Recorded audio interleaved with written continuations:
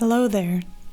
This video is going to show you some of the life hacks that could improve and change your life. Often it feels like life is blocked on certain fronts, such as work or personal life, our relationships with family and friends, but also how comfortable we are with our body, how healthy we feel. We've all got our struggles, that's for sure, but don't fret. You're not alone on this journey called life. We often seem to be stuck in a certain life that we're not content with, and then it is important to keep in mind that you and me, always have the possibility to change life. Even if it is not a whole lot at a time, we can step by step change our lives and get closer to what makes us feel comfortable with what we have and with who we are. I will present some of the good habits that will improve your life and will also help you reach your goals.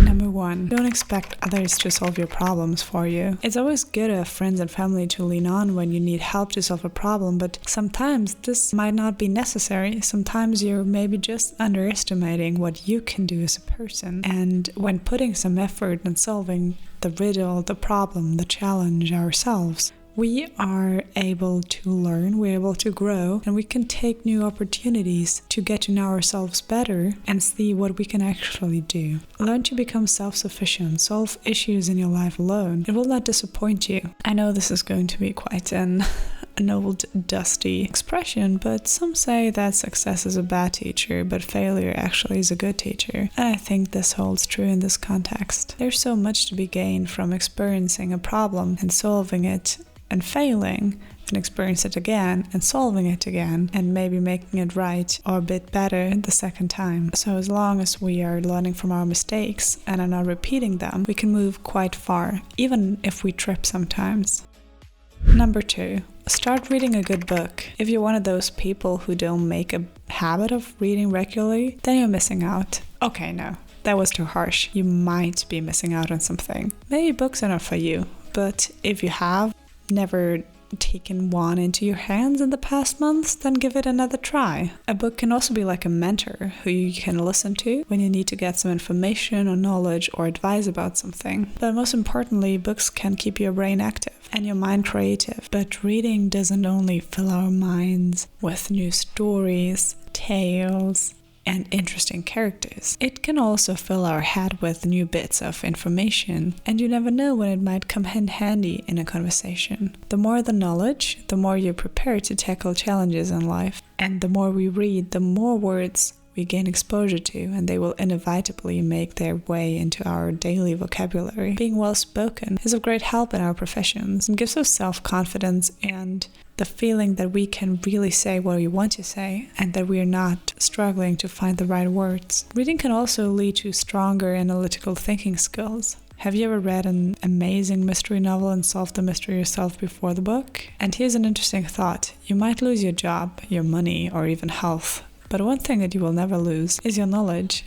Number 3. Limit your social media and entertainment intake. The first thing we do when we get up, come on, admit it, is to check our social media accounts. We get curious to see if someone messaged us, liked or commented on any one of our posts, but there are consequences to this. Our day can potentially be ruined if we get to know about some bad news, so it is worth pausing for a bit and asking ourselves, are we enjoying this coffee ourselves, or are we actually just showing it off to somebody that we might never even see, to get some reaction that might never even come? Social media can be good and bad. It can be a lot of different shades of gray as well. So just focusing on the negative side is unfair. But the majority of people have forgotten the right way to use these social media tools that we are handling. Many of us are so addicted to social media pages that we just scroll for hours to find something interesting. It's a bit like opening a fridge every half an hour to find food, knowing that your fridge is actually empty, but still, you open it and check every corner, and maybe there's a tiny bit of cake left. Albert Einstein once said that madness is doing the same thing again and again in the hope of finding a different result. And I think if we track the movement of our index to swipe on Tinder, or, for example, to look at all the different new posts on Instagram. This is not so far from madness in the end, is it? So I personally really am a big fan of flight mode whenever I'm doing something serious, and this doesn't have to be work. It can be work, but it can also be reading a book, studying for university. It can be meeting a friend, going outside for a walk. I just put my phone on flight mode and I'm free for some hours to really be in the moment. Number 4, figure out where you are wasting money. As teenagers, we waste most of our money we haven't earned purchasing things we don't want to impress people we don't like. So you might think that we got a bit smarter in the years after that, but many of us just keep on doing the same thing, purchasing stuff to impress somebody we actually don't really like that much. If we calculate the amount of money that go wasted, and that still gets wasted, it would amount to a large sum that could have been invested in something that would bring us returns in the future. Invested in our own future, invested in a friend's future, invested in a different way that is neither harming us nor harming our planet. Having a budget is a great start. There are many apps that we can download and use to manage our expenses. These apps will track our daily expenses, but we have to be honest, we tend to forget to record every transaction because in the end it's just a lot that we do every day. But over time we will learn this habit. They say to wait 2 weeks before we decide to purchase something because this will help to stop impulse buying. So next time you want to get a new shirt, a new car, bag maybe, you should ask yourself, do I really need that? Do I really want it? Will I also want it and need it tomorrow or the day after tomorrow? Most of the time it will be something that we want and not need. Another question you can ask yourself is for how many hours you need to work to make back the cost of the purchase. For example, if we purchase something that costs $60 and we make $12 an hour, that means we will need to work 5 hours to make the money to come back. Realizing this makes us change our mind about purchasing.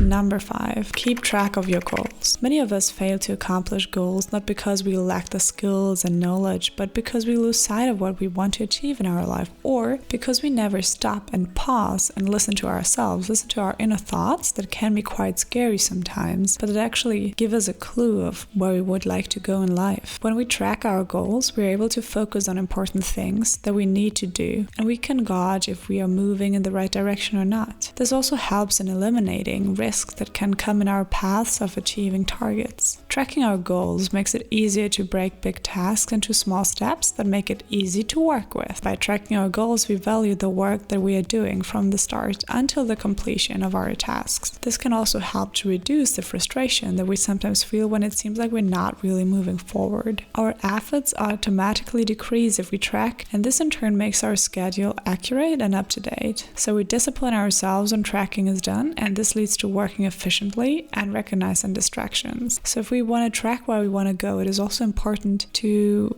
pause for a moment and think of where we are right now.